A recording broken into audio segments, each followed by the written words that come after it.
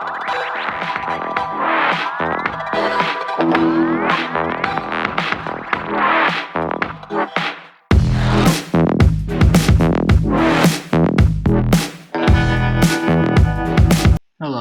this is Rick from MathX, and today we'll be solving number 30 from the 5th-6th Math Kangaroo of 2019. Now, this is like a lot of other Math Kangaroo problems, as it can be solved using some algebra. However, the level of algebra needed to solve this problem is much higher than what you'd find in other Math Kangaroo problems, and it might take you a little longer to figure out how to express this in terms of algebraic notation. So that's why I'll be here to show you how to solve this problem using some simple algebra. Once again, it's nothing fancy, it's just a little more complicated than we would normally delve into on a Math Kangaroo problem. So without further ado, let's just get into it. Sev has two machines. One exchanges one white token into 4 red tokens, while the other exchanges one red token into 3 white ones. Sev has 4 white tokens. After exactly 11 exchanges, he has 31 tokens. How many of those are red? So at first glance, we don't know what to express algebraically. We have so many different variables we could use. We could express things as red tokens, white tokens, total tokens. There's a lot of different variables we could do. So let's just think about it simply and try to build something off of that. Let's think about this.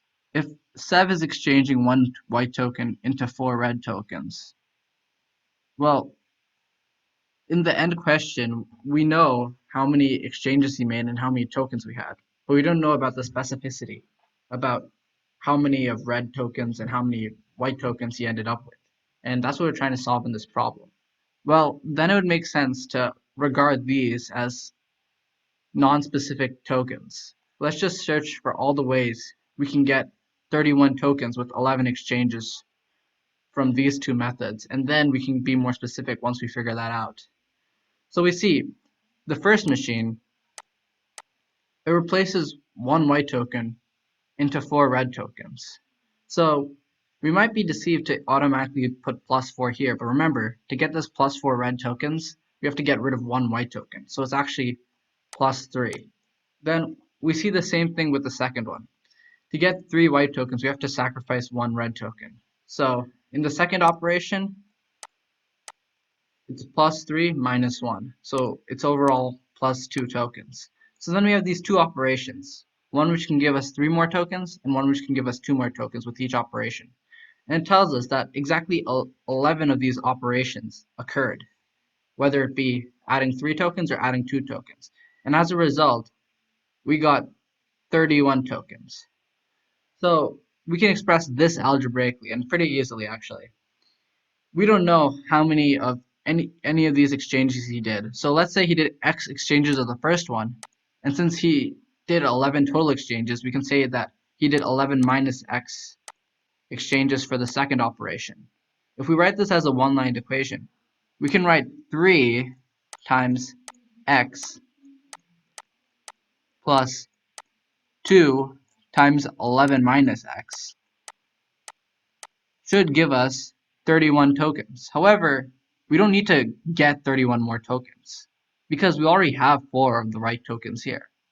So we can express this, the number of tokens you want to get, as 27 because we already have 4 tokens.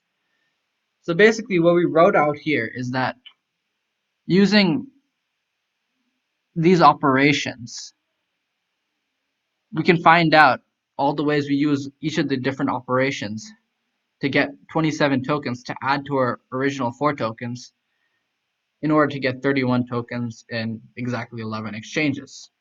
So now we have to simplify and solve for x. So the first step is to expand both of these terms. So we get 3x plus 2 times 11 minus x. Well, 2 goes into 11 to give us 22, and 2 goes into negative x to give us negative 2x. And then we get that's equal to 27. So then we get 3x minus 2x plus 22 is equal to 27. 3x minus 2x can be written as x.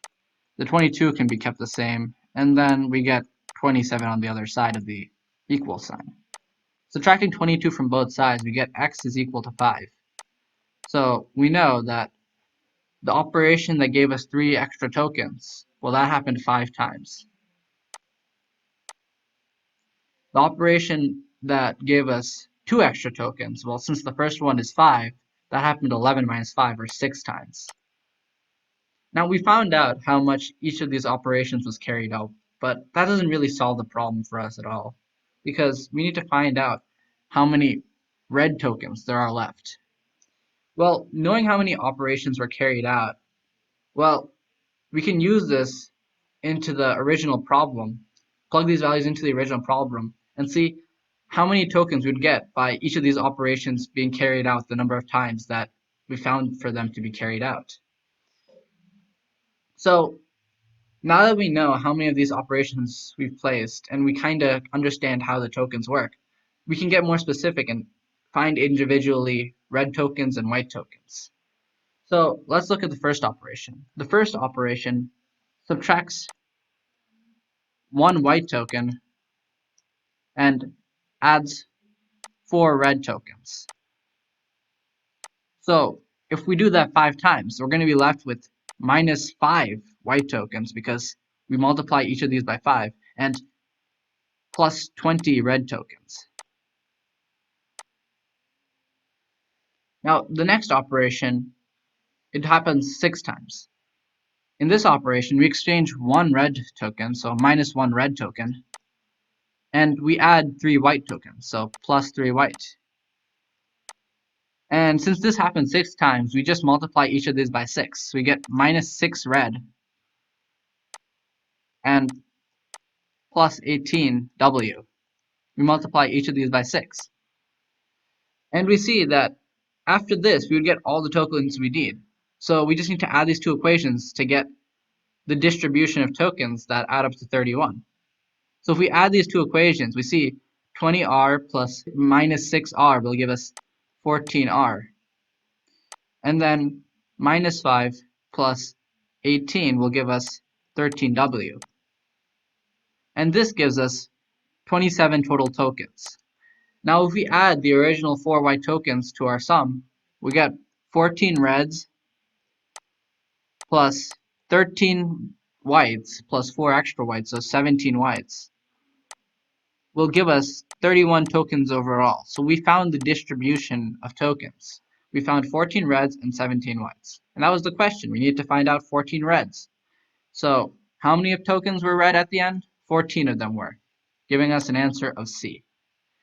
Now in this problem, the algebra we typically use for Math Kangaroo problems wasn't as simple as it usually is. This time we had to think a little bit.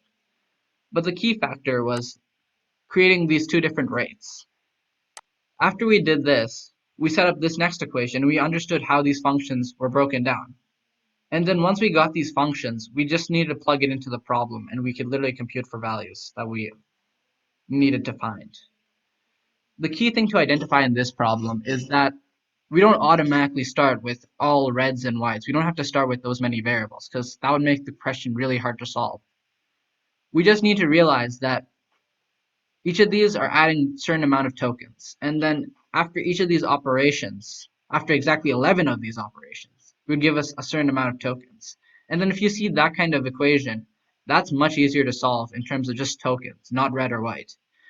So in a problem like this and other problems like this, the first step would be to generalize the case. And then once we do that, once we solve it for simpler things, then we could go more specific and find the values we want to find.